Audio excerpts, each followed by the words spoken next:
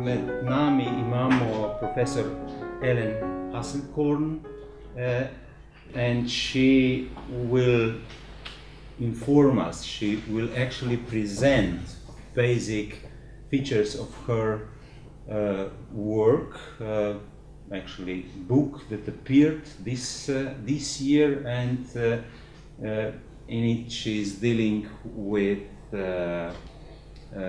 rankings in higher education, topic which is more than in the focus of our attention all around not only Europe but all around the world. Helen, we are glad that we have you here. Thank you once again for coming, and the floor is yours.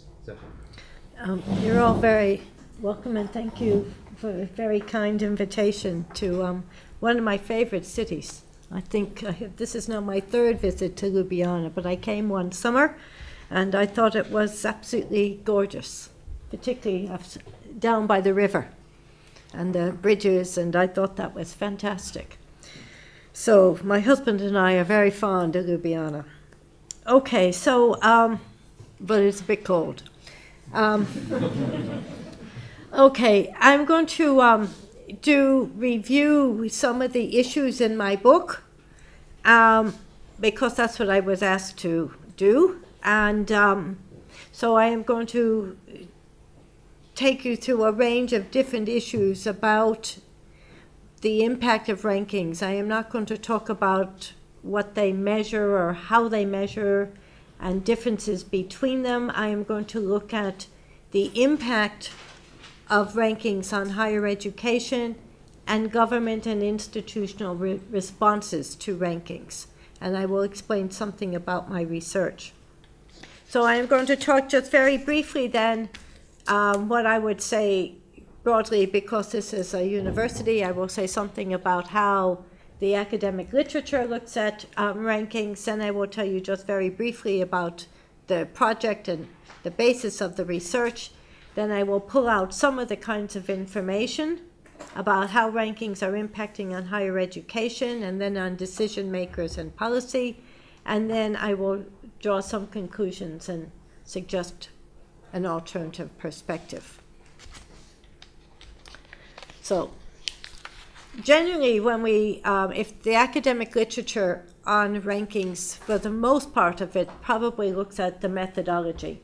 So there's a large part of, and I would say that there are thousands and thousands of articles and newspaper commentary and blogs and all kinds of pieces written about rankings.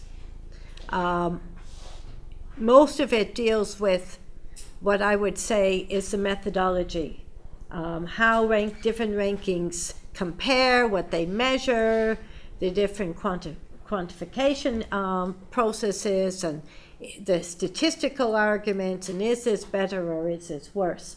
Then there's another group, probably less than 20%, maybe smaller, that probably deals with more theoretical arguments about the basis of rankings. And of that small group, theoretically speaking, there are probably three basic sets of arguments within the theoretical sets of issues. One of them is about what I would broadly call arguments around globalization and networks of power, about nation states, supranational entities such as the EU competing for, as it says, national competitive advantage in an increasingly globalized economy, and the way in which rankings informs that, and I'll say something about that. Then there's another set of arguments that's really around organizational change and behavior, and this is really about how institutions which are competitive industries, part of a knowledge-intensive industry, in knowledge-intensive industry, how institutions are responding to rankings as a means of survival in a competitive world, and how this is impacting on institutional behavior and the way in which institutions are therefore responding. And then thirdly, there's an argument around the issues around social capital and positional goods, the way in which rankings assign a status symbol to particular sets of elite institutions, and the way in which this has an impact on both academic staff and on students, and particularly because of the increasing competitive nature for talent and indeed for position within society. The role of rankings have a way of assigning a positional advantage to particular types of institutions. So those are broadly the three sets of arguments. And I'm only going to be very simple about them. But the first one really draws on Manuel Castells. So people are familiar with Castells and his arguments around globalization and networks and so on. And this is really the issue around globalization and convergence, the issues of a single world market, common store of knowledge, this whole nature about how globalization has transformed national economies, but also positioned the knowledge economy and knowledge as a premier focus within the globalized world. And so increasingly we see this link then between knowledge and economic growth, and all the arguments that come around that, from the OECD in terms of issues around innovation is a key, as I said, is a key to translation of knowledge into new products and services, the importance of knowledge as the basic driver of economic growth, and having replaced, traditional forms of knowledge. Castells and also then talks about the way in which knowledge cities and the regional competitive knowledge regions organized around clusters is a whole argument that you might get with Michael Porter around economic growth. So there's that whole issue there around nations basically competing for knowledge and their position within the knowledge of a globalized knowledge economy. And therefore, this issue around rankings is the assigning of a world-class status to particular types of national strategies and a position within a globalized economy, and the way in which rankings play into that or reflect that. Okay, the second argument, sets of arguments, draws broadly around Foucault. And this one really has to do with this issue of about power and control. Basically, this notion, Foucault's arguments that we're not really dealing with formal prisons. Control isn't in a very formalized sense. It's also more subtle, and it's a way of controlling and normalizing behavior. So people begin to respond and regulating behavior in space and defining norms in society. So in this sense, rankings, higher education are responding to different kinds of stakeholders. It's a very complex and competitive environment. And essentially, as Saunders and Espelin say, the reaction to rankings is, to quote them, is best understood as the evolving response to a range, assortment of actors who struggle to reconcile their sense of themselves as professional educators in a market-posed logic of accountability. So effectively, people are making rational choices. They're looking at how rankings assign, again, prestige and value to particular types of actors within higher education, which presents a norm of behavior, the world-class university. And then everyone seeks to replicate or respond and be that type of person. And in fairness, you have to say that people are behaving rationally, both institutions and students. So I've done quite a bit of work on looking at student choice on the basis of people looking quite considerably in terms of looking at how people make a choice as to which institution they may attend or which policies they may follow on the basis of return on investment or incentives. And in this sense, the argument goes is that these kinds of norms play a key role in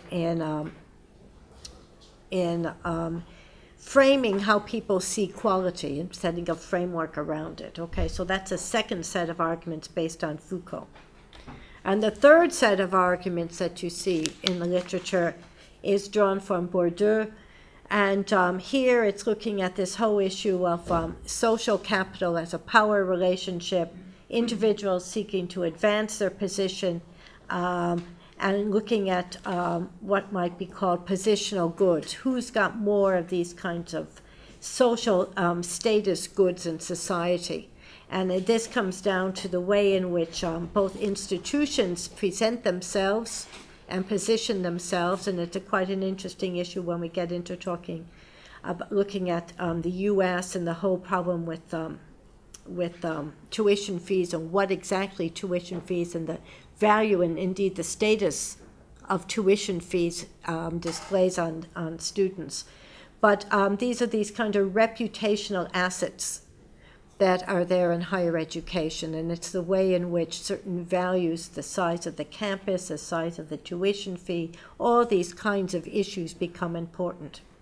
And varying people have referred then to the fact that this, the status goods are creating a positional arms race for who can spend more, who can position themselves as more elite, as more imbuing of status in higher education, and that confers a particular advantage.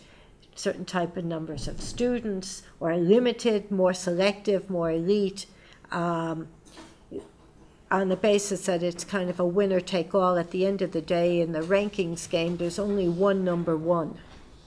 You don't have multiples number one, so it's a kind of a zero-sum game. If one person goes up, one institution goes up, someone else has to come down. There's only one number one in an ordinal ranking. So taking Saunders' book, this is really looking at, so if you look at, he's taking accreditation standards, but essentially as you just look at it, you've got this whole group of non-elite institutions or tiers, and the U.S. News and World Report refers always to tiers, and so tier 1 in the U.S. is really the optimum one, or in a world scenario, people want to talk about world class. So it's the status system that's assigned to and associated with being top of the pinnacle and having the status associated with it. And I'll come back and talk about some of these things later. So those broadly, it seems to me, are the three broad groupings of how the academic literature looks at the role of rankings. And simply put, what I'm basically saying is that rankings are really an inevitable outcome, or you could say they're a metaphor for the intensification of global competition. They're inevitable. In a globalized world, global rankings are inevitable. And because higher education has now become in a knowledge economy and a global knowledge economy, because higher education is the primary source of human capital, which is ultimately the source of knowledge, it is now become the key battleground around geopolitical battles for a share of the global market based around higher education. As a knowledge-intensive industry, higher education institutions behave as any other industry or any other company in a globalized competitive world. To survive and thrive, institutions are making changes to their institutional strategies and adapting their behavior to fit the norm that's promulgated by rankings, because that's the name of the game. And it's arguably rational. And their behavior is then influenced by a perception and indeed a reality that certain benefits, whether the benefits are better and more able students, everyone wants to recruit or rather select good students or top talent. No one wants to recruit poor students. Everyone wants high quality. No one wants to be low quality. So whether we're recruiting more and better able students, increased resources, and enhanced status, there is a strong perception or indeed reality that benefits flow to those who win. And those who win are generally perceived as those who are in the top 100 of the world rankings. So students in governments, stakeholders, others, but particularly in this instance, looking at students in governments behave accordingly. Students look at those institutions and indeed those careers that are most likely to bring additional status and additional rewards and reputation. And governments are reshaping their systems accordingly because of the whole need to both attract talent and attract investment, particularly foreign direct investment. And these issues are becoming more dominant in the particular global financial world, that crisis world in which we live. I used to say it was the post-global financial crisis, but I think it is a prolonged global financial crisis, well, certainly from an Irish perspective, and I think from a perspective here. So just briefly, again, because it's a university, I'll just tell you briefly about the methodology, what I did. Okay, so this was, it's probably the first major international comparative study of looking at the influence of rankings on higher education. Started in 2006, really looking at as a backdrop to the reaction to the first rankings that came out in 2003 and 2004. And it was clear almost immediately, because if you remember back to the first quote there is from a large EU meeting I actually was at in Liège on universities and the knowledge economy or something of that sort. And the Dempsey there was our Irish Minister for Education, who happened to be the president of the European Council of Ministers of Education. And the first rankings had just come out. In this case, obviously, it was the Shanghai, had come out just a few months earlier. This conference was in the spring in 2004, and the Shanghai rankings had come out several months earlier. And his reaction was, oh my gosh, what are we going to do? Europe is in an awful state. These rankings have come out. It's not very good news. It's a wake-up call. So within months, there was a siren call that had gone out of the effective rankings. So it was clear that they were having some effect, and this research really began to look at that. So the method really was to take, there were 3 different phases to it. One was an international questionnaire in 2006, supported by the OECD and the International Association of Universities. We took all their members around the world and surveyed them. Then in 2008, I did interviews in Australia, Germany, and Japan, a whole range of different universities and stakeholders and so on. And then just followed up basically when I was writing up to see were there any further changes. So, and the book then draws together what is quite a very large and expanding set of commentary, anecdotal, and experiential reports on what is happening. So it's a very large bibliography. So just for example, I mean, and I don't plan to do a whole lot of these tables, but you'll see here is that here is from the very, this was the first results from the first survey in 2006, which was really looking at how satisfied are you with your rank by the type of institution. And it's very crude, and the institutions assign themselves to these categories, okay? But what's interesting and not surprising is that the research intensive, those who classify themselves, are the least satisfied with the with their ranking. There they are in the middle one with the blue. Many of them wanted to improve their national ranking. That's basically certainly the case. Well, put it a different way, they all wanted to improve what they were doing. The specialist institutions, the smaller ones, were the most satisfied, all 100% of them. And my guess is that they were probably surprised that they were ranked at all, because they were small and they're not really meant in that kind of way. So if you look at by world region, the kinds of responses that you get, I think the most interesting one is Asia and Australia, who, in looking at it, the Australians, none of them were satisfied with their rank.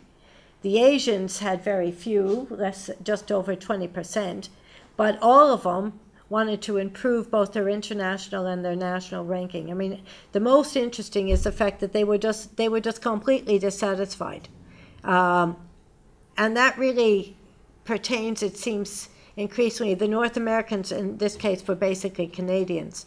But the interesting thing is the way in which the view about rankings affects particular countries. I'm not surprised by the Australians and the Asians. They are just really imbued with this ranking fever. The Middle East is another interesting example where they were both very satisfied and they wanted to improve.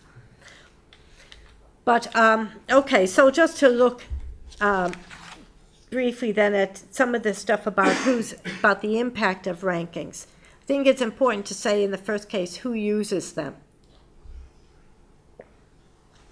And the red line really is there because above the red line is generally seen to be, initially, if you certainly talk to some groups who are involved with rankings, including the European one, it's supposed to be targeted at undergraduate students to help them make a more informed choice about where to study, and indeed their parents. But in fact, the groups who use rankings is exceptionally broad. It goes into internationally mobile students, postgrads, partner institutions, governments, employers. There's no prioritization in that list. It's just a list. And really, the point is that the numbers of people who now use or refer to rankings is really almost everyone. And it informs media opinion, national strategy, regional strategy, marketing information, internationalization strategy as a national level, global positioning, investor confidence, particularly if you've got countries dependent on foreign direct investment, FDI. I mean, it's a big player in all this domain. If we look at some of the kinds of reaction to the way in which university presidents have responded to rankings, an O2 study in the US, indicated really quite high response. Now, this is in the US, they're responding to US News and World Report, which is the US ranking of US universities since the 1980s. So they're responding to that one. And the numbers, you see very high percentages. Over half the university presidents had attempted to improve their rankings. 50% used them for internal benchmarking purposes. At that time, 20% ignored them. Okay, we look at the survey I did in 2006, 63%. It's very difficult to say, is this a gradation? More people are improving. My guess is it probably does, but the groups are completely different groups. They're different circumstances. But we've also got there is enough evidence to suggest that the response to and effect of the rankings is becoming more pronounced, not less, And that part of that is a self-replicating issue. There's more discussion about it. There's more. It's in more newspapers. It's in the constant commentary. I have this Google alert thing, and I must get umpteen sets of Google alert notices about rankings every single day. I mean, it just, of course, there's a crescendo in the autumn when all these rankings come out, but nevertheless, it is an ongoing conversation. Ongoing. So in 2006, 63% of the higher education presidents' leaders, and that's who answered my survey, it was sent to presidents to answer, said that they took strategic, organizational, managerial, or academic action in response to rankings. Again, 50% used it for publicity, official presentations on their web. They monitored their peer institutions, what they were doing and how they were doing it. They considered another institution's rank before they would talk to them. And you see that in the kinds of international networks and organizations being formed. And in this instance, 8% took no action. So is there a difference between the 20 and the 8? Is it a question of time, a question of circumstance, a question of group? Hard to say. I kind of think there's some element of timing in it, but I have no actual, they're two different groups. But worth looking at a more recent Japanese survey in 2009, which found not, fairly similar kinds of responses. There are 30%, this was one by Aki Yanazawa and colleagues, 30% of Japanese universities said they were aiming to achieve international competitive standards. And over almost 50% of the national universities refer to world-class rankings as an explicit management objective. So the rankings are part and parcel of all of this. Broadly speaking, I'd say that the rankings form parts of institutional planning in 4 different ways. Crudely divided, they're an explicit goal. We aim to be number 2. We aim to be in the top 50. We are going to be 50. Warwick has one. We're going to be 50 by the time we're 50. So then the joke is, well, are they going to be 75 by the time they're 75? It's kind of silly.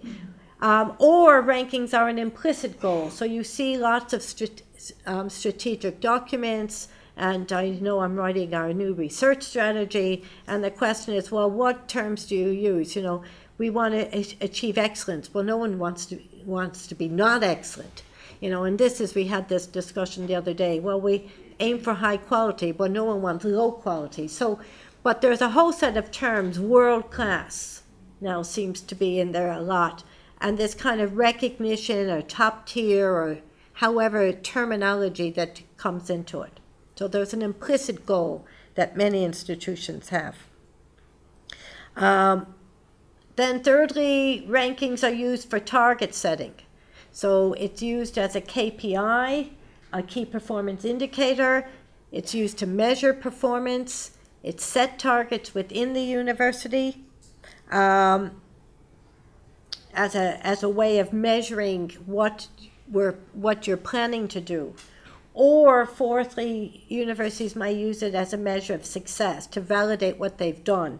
So you get statements from universities that say, the fact that we have moved from, in this case, this is the University of Cincinnati, that we've moved from 172 to 139 shows that we're doing the right things. Or the University of Groningen in the Netherlands says another step in the right direction. This rise in our rankings fits into our efforts to be high in the top 100 by 2014.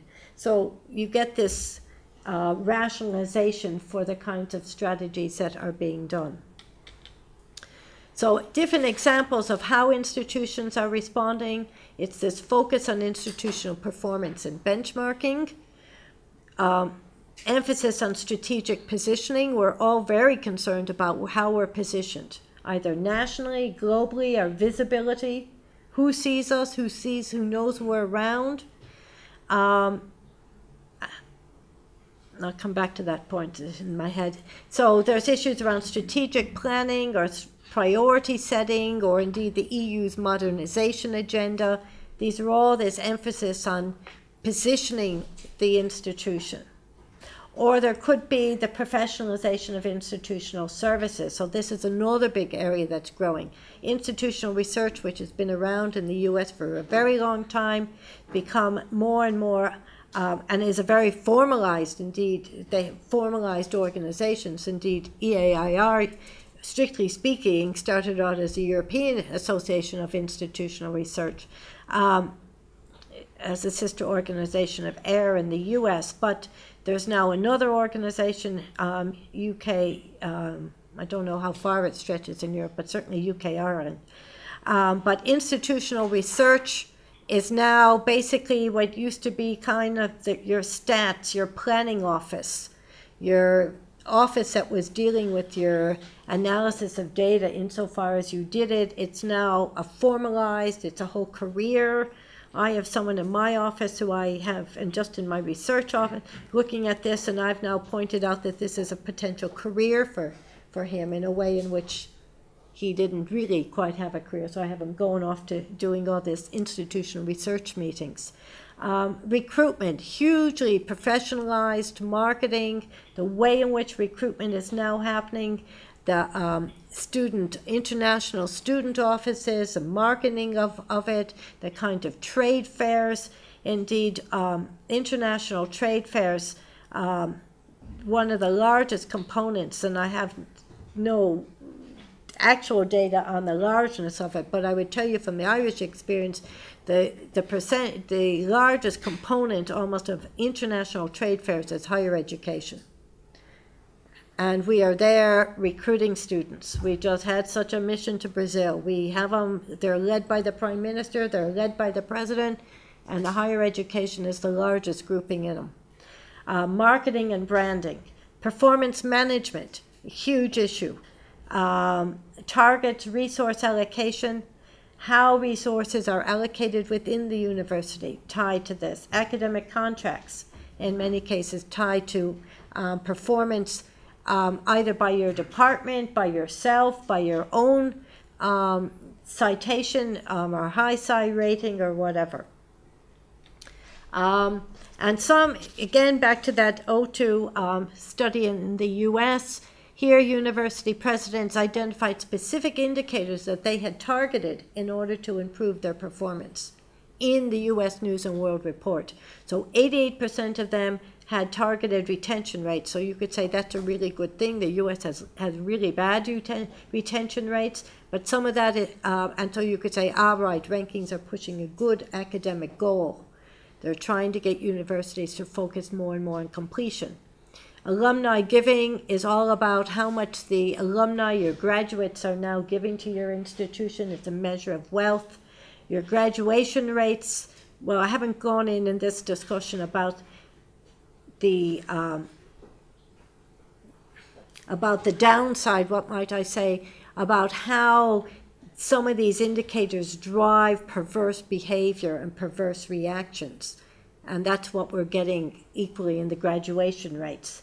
And what we're getting in retention, it is having a huge impact on the type of students who are being selected and enrolled in the first instance in order to ensure that the effect on their retention rates and graduation rates remain high.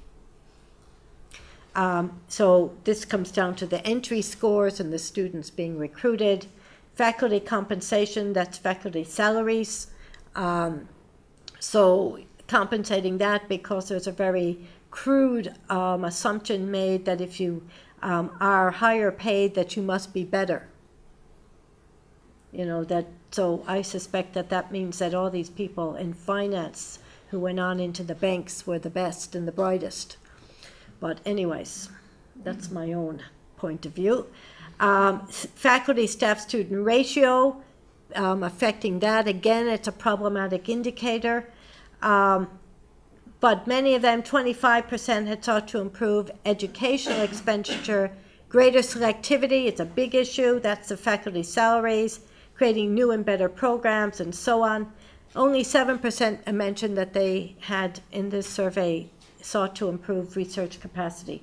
which is interesting because it's quite different from the international response. So, for example, if you take the international one, and I see I didn't finish this table, but for example, in some cases improving the selectivity index because, you know, raising the mean admission, looking at how you offering more places than you actually have available, so you encourage a huge pool. This is where you've got selective. You encourage a huge pool of people to apply. Then you actually only enroll a small percentage. So a big thing in the U.S. and increasingly also in the U.K., where you see things coming out of the UK changes, is what's called the selectivity index. Basically, how many people do we refuse? The more people you refuse, the better, higher quality you are. Improving your completion rates or your inflation rates, or how you might inflate grades.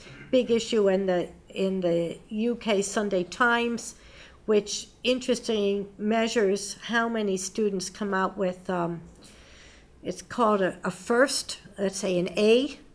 So how many firsts do you give out in your university? And I'm not quite sure what that's supposed to measure, except lead to grade inflation till you can ensure that you do get more people getting a high mark.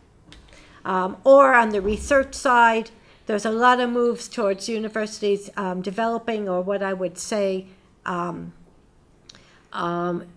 benefiting in certain ways the biosciences rather than the arts, humanities, and social sciences, because those are one is the type of research that's done is seen as more productive. It's easier to measure. It's more regular. Those are the things that are counted in the citation and the bibliometric databases.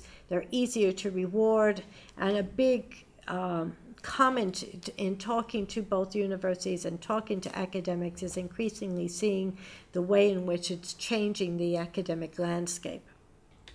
Another way is looking at headhunting high-achieving scholars. Some universities use rankings both to recruit for their postgraduate students and also for faculty. So according to where you have coming from to another institution will be a factor in your recruitment. And certain faculty are then obviously bringing with them in the terms of talent, a very high pool or a small pool of high-paid talent are being developed off the back of these rankings. And then changes to contracts and tenure arrangements. And one could go on. So impact on student choice. If we look at the students, generally we would see 4 different groups. I'm going to try and move on fairly quickly. 4 different groups here. Domestic undergraduate students, probably they're the least likely to be affected, except, as I will say, they usually attend your local university, but mobility is rising, particularly for high achievers, and really what we're really looking at the impact on high achievers.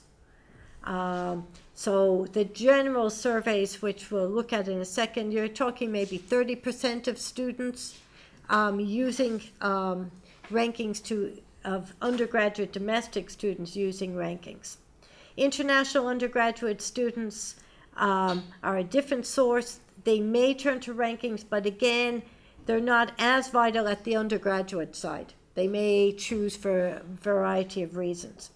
Your domestic graduate students, that is your graduate students who are coming from your country, from your own country, they've become increasingly more conscious of rankings. It may impact on what their choice for where they're going to go, particularly if they're going to choose outside the country. And your international students, they are your prime target. If this is a pool of international talent. And particularly as we move into demographic problems, which we have in many countries, the pool of international talent for which we are all out scouting for international students. So some findings, and there's a lot of this in the book, they vary. There's no, I mean, the pattern is consistent but equally inconsistent. You'll find, you know, someone will say, well, this survey said this and this survey said that. Broadly speaking, they give a general story about what's happening. Some cases, there's an interesting, U.S. News often points to a survey in the U.S. at University of Southern California, but that basically says, well, to what extent are rankings important or reputation? And here we get into a difference between what's being measured when we talk about reputation, and can you separate out reputation and rankings, because rankings are largely reputational. So students who use rankings are most likely to be concerned with the college's academic reputation. Well, that's kind of a no-brainer, as people would say. That's kind of obvious. Students at private universities in the U.S. are more likely to use rankings. That's also clear. What we're looking at is students who are in your higher socioeconomic group, the group that I would call free to choose. They're the ones who pay tuition fees and aren't dependent on scholarships. Scholarship students are less likely, depending on where they fit in the socioeconomic frame, less likely to be as driven by rankings as those who are more, who have funding, who have their own funding. Engineering, business, and science students, this seems to be a really large across. You see this similar results in Canada. These are results from the UK, seeing them elsewhere. More likely to refer to rankings. Some of that is also because of the types of programs that these students are in. Some of it is professional accreditation. So engineering is professionally accredited. Business programs, you have a professional accreditation. Survey in the UK, 92% of international students used UK league tables. Similar story in the state of Victoria in Australia. Rankings were a key factor, and they're certainly a key factor for governments. On the government side, offering sponsorship or scholarships, and on the student side, seeking a scholarship. So you see many governments who say, Brazil is a good case in point. As I said, we just had a big group out there. Brazil will only, and they're sending out 750,000, I think it is, 75,000, no, 750,000, I think it is, scholarships that they are going to fund over the next 5 to 10 years. And they will only go to institutions in the top 500. You see other countries that are down to the top 100 type stuff. Impact on social selectivity. So here you're looking at this whole issue of the extent to which the student entry or the selectivity index is having an impact on social selectivity, or indeed on the questions of which students are being targeted, and what is the impact overarching on higher education and increasing disparities in institutions. So it's obvious these are both UK and a US result. High-ranked institutions get better students.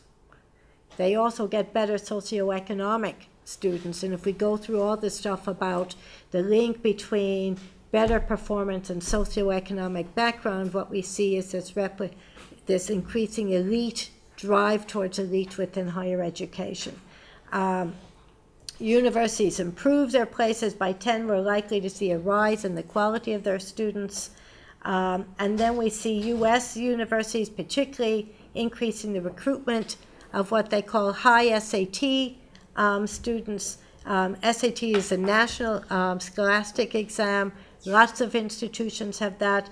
Just a different survey league table came out in Ireland just the other day, which was about secondary school transitioning to universities, and those that were private secondary schools were more likely to send their students to the highest entry score, I'm trying to translate the language, entry score programs. So your elite students in your elite schools were going to the most highly prized programs, which are basically determined partially on a supply and demand, which is your selectivity index. Okay, above average students tend to make choices based on non-financial factors such as reputation. And as I said, full paying students, these that I call free to choose, are less likely to attend a higher ranked college, even by a few places. So we had a ridiculous scenario where in the Irish case just recently, out of the, all the institutions obviously fell because it's really, rankings are really a measure of wealth. And one of the universities went up by 3 points, and they made this huge big jump up and down. But 3 points is meaningless. Statistically, it has no meaning. And yet, the newspapers all jumped up and down on it. I mean, it was incredible stuff.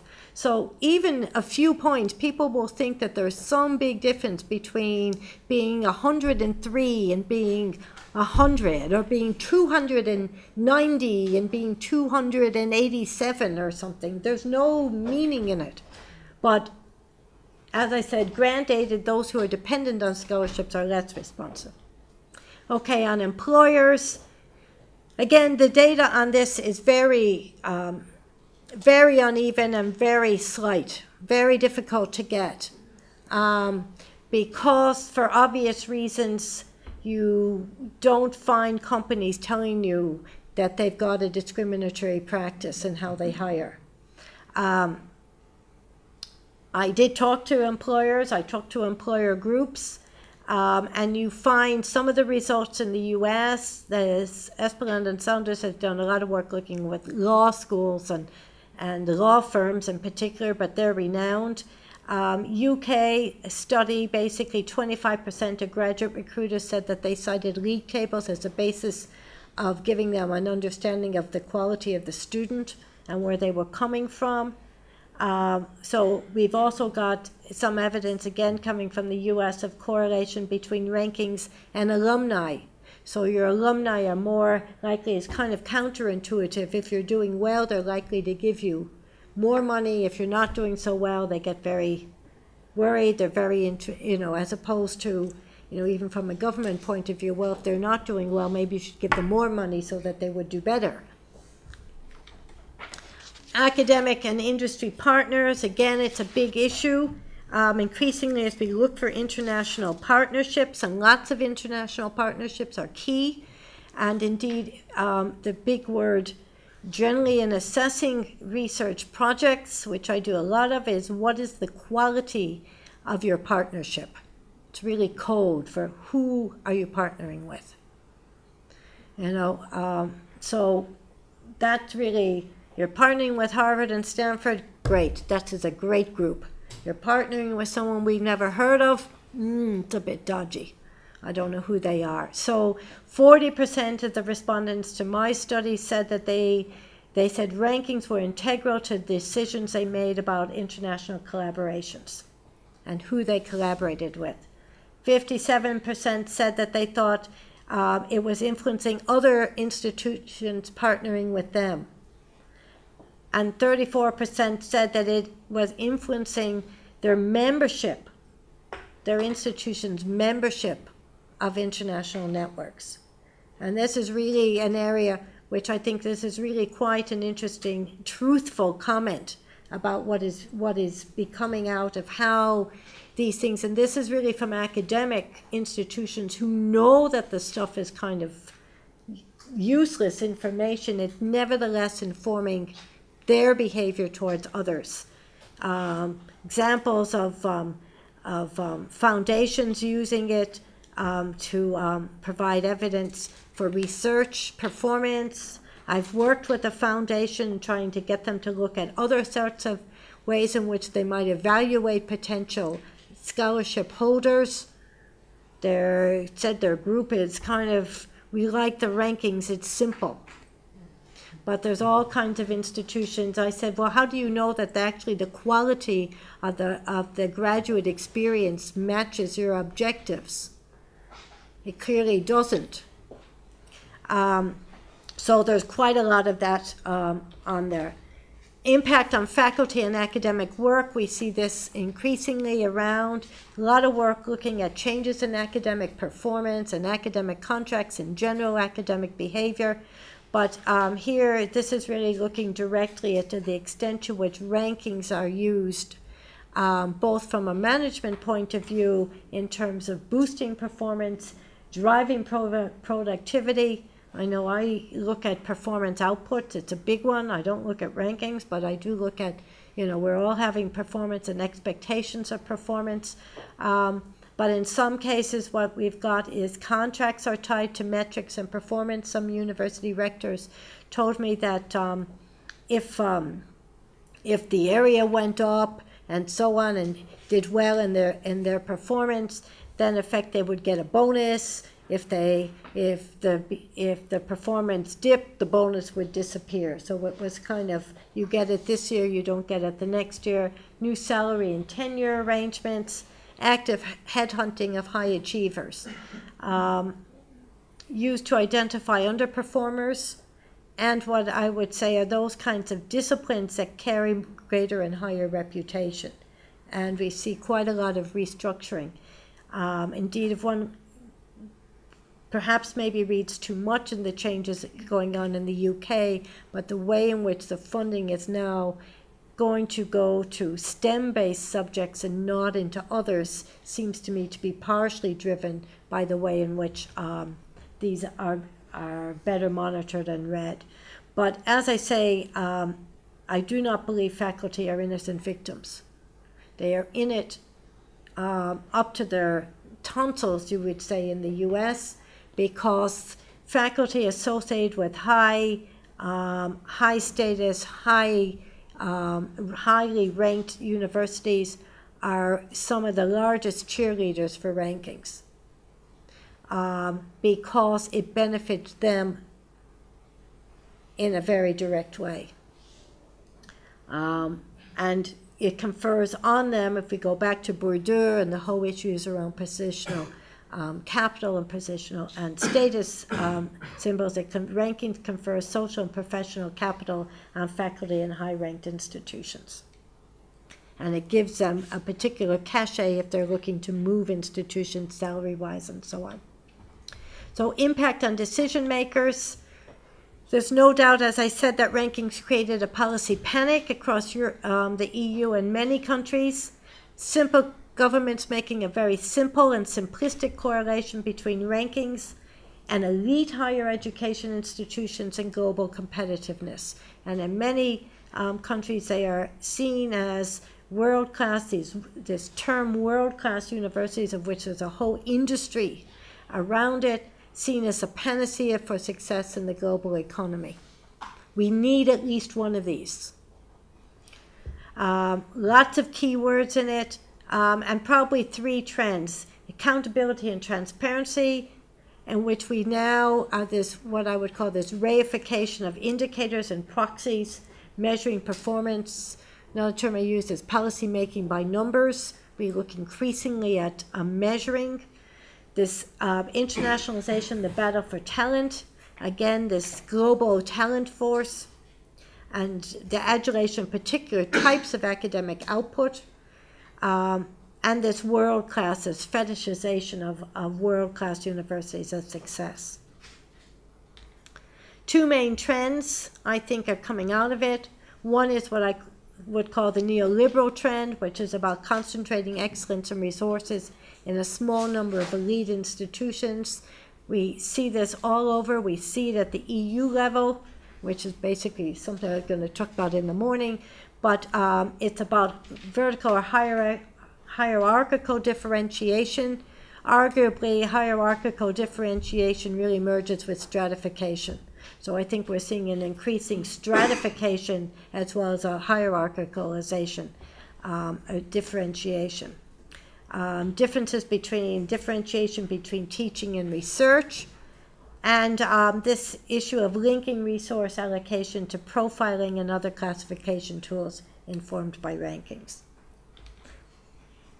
An alternative, if we want to do a they're not quite black and white, but another broad model is the social democratic model. What I would call is balancing excellence and equity, looking at a system approach as opposed to world-class universities, talking about world-class system. Here we're looking at greater mission or functional differentiation, different types of institutions supporting excellence according to field specialization, close correlation between teaching and research, and looking at specializations in this kind of differentiation in a different way. So, taken from Gavin Moody, the first one is where you see this kind of Harvard here model. They all kind of layered on top of each other. We have some institution A1, and then we've got our link, and side by side with that is a stratification, a socioeconomic stratification. And the other model broadly looks at a more horizontal differentiation where different institutions by field or mission. And we get a different type of approach of looking at higher education provision. Other types of things, and just randomly, we see Macedonia, which former neighbor, looking at how it has embedded this in its legislation. We also see Macedonia inviting in Shanghai to evaluate its university performance, and that really just, the mind boggles with that one, why you would do that. But we see many countries using rankings as a method of classifying their universities and informing classification, including neighbors here. We see the restriction on scholarships, and I've mentioned Brazil. We see immigration legislation being targeted in that respect, the Dutch and the Danes most notably. And we see the way, even in the US, in which it's used to benchmark presidential salaries. That is, if the university goes up in the U.S. News and World Report, the president will receive a bonus. If it doesn't, well, that's it, you don't get it. Or in other states, the U.S. News type rankings are folded into their measurement systems. So what's interesting here is that we basically applaud institutions for, in many cases, becoming more elite is really what's being measured. So some implications and conclusions. As I said at the beginning, and again, I think rankings are an inevitable manifestation of globalization and the marketization of higher ed. It's all part of this battle for world-class excellence, and they provide a framework, useful or not, or lens through which we begin to understand the new world order. And what's interesting is when we look at we talk a lot about the New World Order in terms of the emergence of BRIC countries and what's happening in terms of particularly coming out of the crisis. The kinds of changes we see in higher education are the same reflection of those same shifts in the world order. And it's quite interesting to see all that happening. And it's a way in which we understand where national economies and national systems, and I mean at the national system not just being a higher ed system, but national systems fit in the world order. So it is about geopolitical positioning. They gauge national competitiveness and are used for that. And it's a way of what I say is measuring it in terms of what's called the knowledge producing and talent catching capacity of our institutions. How attractive are they?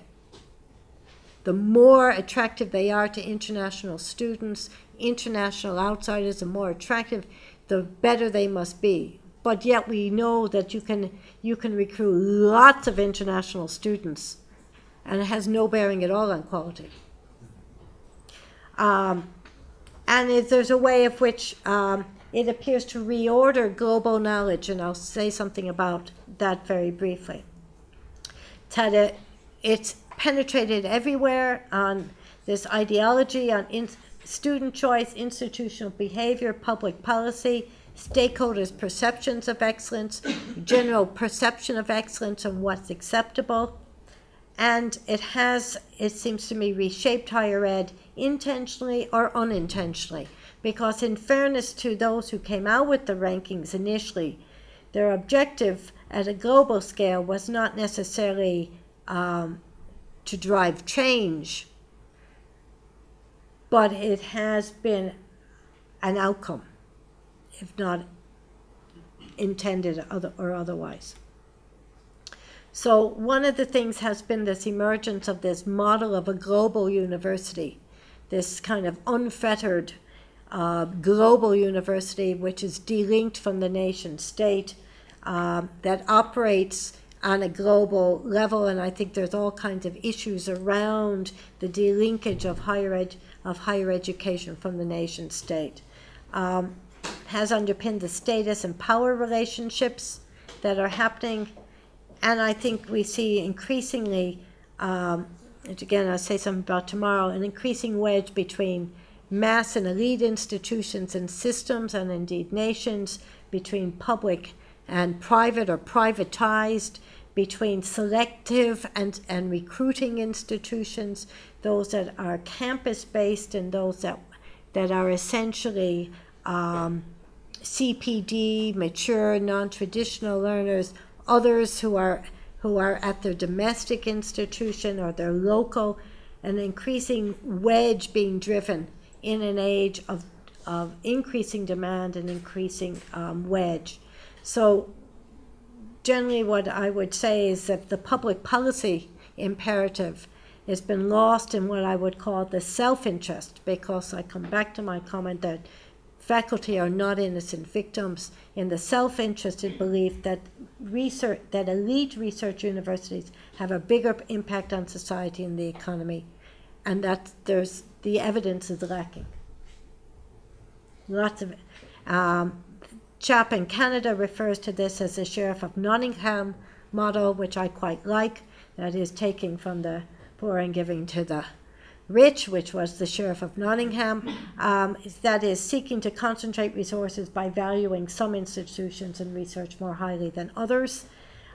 Even in relation to scientific research, which is what certainly Shanghai purports to measure, and some people say this is fantastic, it gives us a great real objective view of scientific research. It does nothing of the sort, in my view. It's a simplistic understanding of what is research, and it is inducing governments to adopt what I would say are simplistic solutions, skewing research agendas and policies. And in this vein, it is reconstructing our understanding of knowledge and scientific achievement, all these issues about what's measured and so on. But it narrowly, fundamentally, one of the major problems is at a time when we're looking for higher education to bring a bigger impact and benefit to society and the public more widely, what's actually measured and cherished by rankings is that which happens within the academy itself. And if you're familiar with the Gibbons and Co. argument about Mode 1, it effectively glorifies a Mode 1 form as opposed to a Mode 2, or indeed what I would call a Mode 3.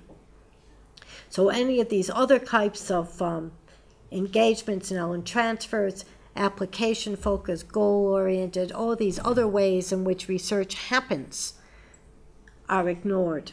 So we end up with this stratification of knowledge, of which some of the worst aspects seems to me to be this ranking of journals. There have been inevitably some of these other outcomes because we are looking at something that is transformative. It has made a huge impact on policy, and we can't deny that nor hide from it. Cross-national and cross-jurisdictional comparisons are inevitable. They're inevitable in a world of globalization, and they will intensify. They have increased a sense of urgency about modernization, i.e. professionalization, call, which will people want to say the managerial revolution, however you want to call it, but certainly the way in which higher education has been managed, run, is under scrutiny and needs to change. It has put more pressure on and focused attention on issues around performance at the national level, at the institutional level, at the individual academic level. We are all concerned about performance and productivity. Show me what you're doing. You can't just be thinking all day long. What are you actually doing? Show me the outcomes. We are all running around looking at more accurate data collection. I mentioned institutional research. And we are spending a lot of time thinking about how should we assess performance, what's important to assess, how do we demonstrate value, return on investment, value and impact. How do we demonstrate that in a way that makes sense? How do we demonstrate the value of research across all our disciplines if we don't just measure peer publications, patents, and licenses? So an alternative approach really seems to me is to begin to look at a methodology around the system, what it is that, what we need from a higher education system, which is about according a parity of esteem to diverse profiles of institutions, to identifying what matters, diverse sets of stakeholders, looking at and incentivizing the full breadth of endeavor within higher education and performed by academics. How do we measure that? Because universities speak all the time about we think interdisciplinarity is important, we think all these other things are important, but the only thing that's rewarded for promotion or appointment is how many peer publications do people have. So these kinds of things are, we do need to think more highly about them. That's my focus of my interest at the moment. And I leave you with what I broadly have defined, I think, as the characteristics of what I would call a world-class system. And it's about, it is an abbreviated version of it, but open and competitive education offering the widest chance to the broadest number of students, a coherent portfolio of horizontally differentiated, high-performing and actively engaged, providing a breadth of educational research and student experiences, developing knowledge and skills that citizens need to contribute to society throughout their lives while attracting international talent, because it is about the duration of our lives, not just when we're actually in school or in the university. Graduates are able to succeed in the labor market, fuel and sustain personal, social, and economic development, and underpin civil society, and operating successfully in the global market, international in perspective, and responsive to change. So I leave it there. Thank you. Thank you, Ellen.